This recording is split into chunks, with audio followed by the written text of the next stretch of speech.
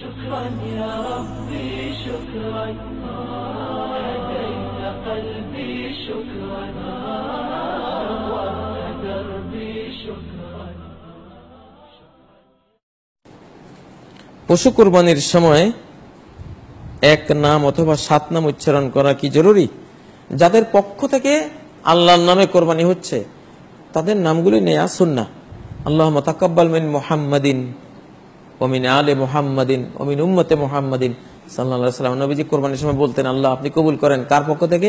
মুহাম্মাদের পক্ষ থেকে, মুহাম্মাদের পরিবারের পক্ষ থেকে, মুহাম্মাদের উম্মতের পক্ষ থেকে। তো নবীজি যেহেতু নিজের নাম, নিজের পরিবারের নাম, নিজের উম্মতের নাম উচ্চারণ করতেন, অতএব সুন্নাহ হলো আমরা যে কয়জন কোরবানি দিচ্ছি আল্লাহর নামে আমাদের পক্ষের এই নামগুলি বলা উচিত, যে আল্লাহ আব্দুল্লাহ, সলিমুল্লাহ, করিম, রহিম, হাকিম, তাদের পক্ষ থেকে আপনি কবুল করুন, এইভাবে বলা, এটা সুন্নাহ।